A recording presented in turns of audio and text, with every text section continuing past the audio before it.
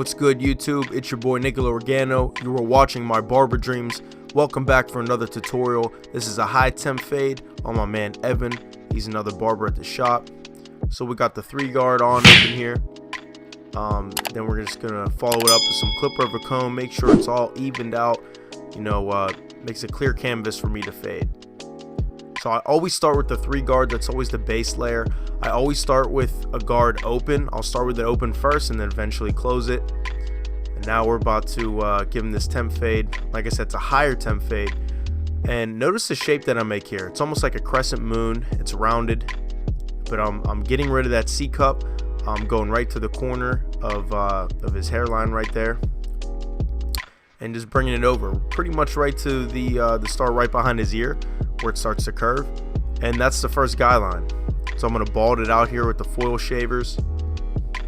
You'll notice I'll flip my shavers a lot just to ensure that I could get it as close as possible. Now I have no guard, blade all the way open on, and I'm basically just going up about a ½ inch or so. And you'll notice I'm gradually closing the blade. Coming down the guideline. I'm opening it little by little going up. I know it's harder to tell, but that is what is happening. It's a little bit of lever play. So once that first line is out, I'm going right to my trimmers, using the corners of the blade, and just to make sure it's a little bit more blended. Now I got on the 1-guard. Again, start with it open, and then it's eventually closed. I'm basically just clearing out that panel. That's why I do that. It's a little bit easier to keep track.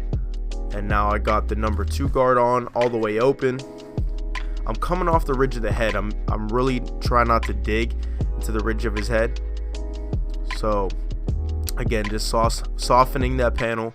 Now we got the 1.5 guard on all the way open. Again, gradually closing that.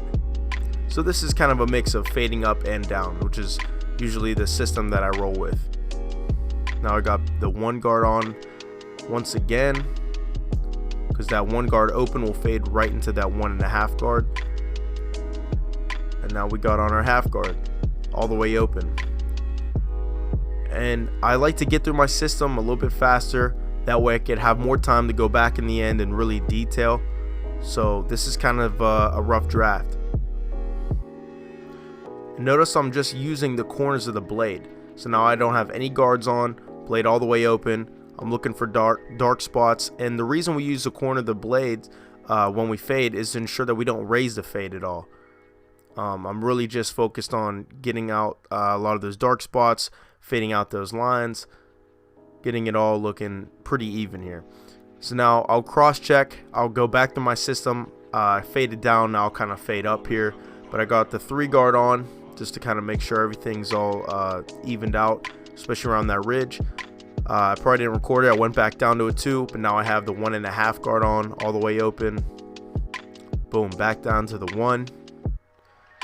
And the area that I'm at right now is a part you really want to focus on, kind of right behind the ear.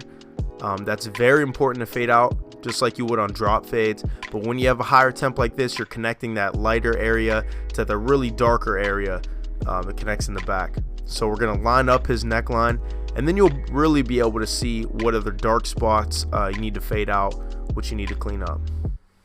So right onto the other side, same exact steps. I didn't put any guards description in this one, so I'll just have you follow along. This is kind of sped up for the video's sake. But same thing, no guard, blade all the way open. And again, I'm going to get through this system pretty quick here just so I could go back and detail more at the end.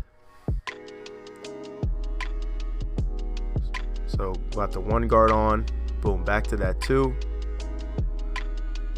And what do you think about switching clippers throughout the cut? I like to switch clippers. It kind of makes me, I don't know, kind of see different lighting, I guess. It makes me see different dark spots.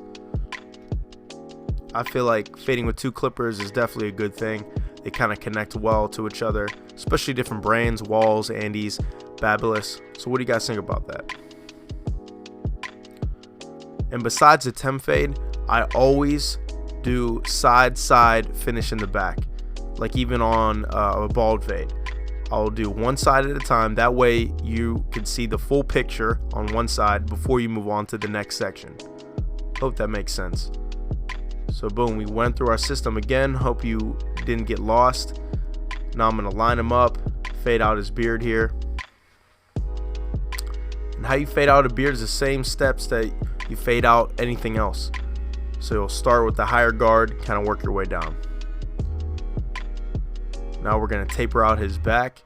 And right now I'm just kind of softening up that region. So I went from like a 3 to a 2 all the way down to 1.5. Just kind of give him that base layer, make it a little bit easier to fade. Now I just created my bald line, fulled him out. Now I got no guard on, blade all the way open. Once I took that out, straight up to the 1 all the way open. Now I have it closed. Boom, back down to the half guard. I'm gonna take that line out right away. And then I have no guard on there, blade all the way open. And then we're gonna jump back into that 2 guard here. Again, just kind of softening that up a little bit. Now we're gonna jump back down to the 1.5. That's all the way open.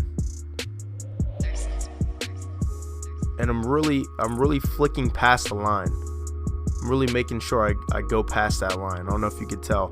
I'm not just, focused on going right there. I kind of flick past, almost scooping, in a scooping motion almost. So I had the 1 open, now I got the half open on. Again, I'm using those corners of that blade to really help me get those lines out. So now I'm just kind of detailing, cross-checking. Go back with that 1.5 guard, which I consider a blending guard. Now I'll do a little bit of shear over comb, and I'm just kind of softening up that ridge a little bit, little by little.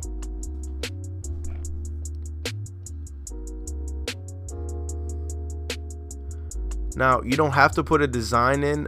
I thought it would look cool with this cut. Kind of gives a little bit of flavor to this cut. So I'm going to give him a couple wavy lines here. And when I start my designs out, I always do it with the corner of the trimmer blade. Kind of etch it out, sketch it out a little bit. And then I always flip my trimmer blades. So you have one side of the design that is sharp. So you have to sharpen the other side. And how you do that, you flip your trimmers just like I do here, just to kind of make both sides of that line look defined. And of course I'm going to go through with the razor at the end and make sure it's super sharp. So my client didn't want any length off of the top, but I wanted to add some texture in here so he could really nail that messy look. So when he adds product, you're going to see the texture really come out and pop, and I'll show you at the end. So this is a slicing technique. I'm not fully closing my shears. I'm just ever so slightly just kind of closing and notching the blade as I work it through his hair. You want to make sure your client's hair is wet for this so it's not pulling or causing them too much discomfort. So you could do this in a kind of like a V motion like I'm doing here, kind of all meeting towards the middle, as many times you want to add texture. And these right here are my chunking shears. These are Hattori Hanzo. I think it's the V1s, I think they're called. This is great for adding texture. This is kind of a technique that I learned from one of their educators. It's called chop suey. So that's great for adding texture. And now I'm just kind of detailing, just taking out some of the dark spots. So now I'm gonna hit him with this hot towel. And we're gonna razor him up, man, stretching that skin. And this is the point where I will always go back and really detail the cut. So I'm razoring the design here, again stretching that skin ever so slightly. And I'm looking for dark spots. I'm looking for areas I could go back and detail some more. And sometimes you need to really take a step back, adjust your eyes, check your mirrors to really see that. So now I'm using some color enhancements. Again, you don't have to do this. I like doing it, my clients like it, and that's why they pay for it. So I make it look really natural here. So I'm going to dry his hair. And this is my newest product, the Torio Styling Powder from my Barber Brand, the outfit. It's a volumizing powder. It's great for those textured and messy looks, just like my client's going for here. Just pump a little bit of that powder on, and it's pretty much good to go. You shake it in the hair. It's really going to make that texture pop. It's a dry look, and again, I love the pump on it because it really controls how much that comes out. And you could also add this in with a dry clay, which is our best seller, the Compagna molding clay. It's a great firm hold dry clay, and it's still very flexible, easy to move around. If you want to find out more about these products, check it out at theoutfitformen.com. And of course, this is the before. My boy came in, needed a fresh cut, and these are the results, guys. Thank you so much for watching. I really appreciate it. I hope that you learned something in this video. Make sure you subscribe, hit the bell so you don't miss a video, and also check my Instagram out at Barber Dreams by Riggs for more cuts and content. Comment down below if you want to see more cuts like this, and until the next time, we'll see you then.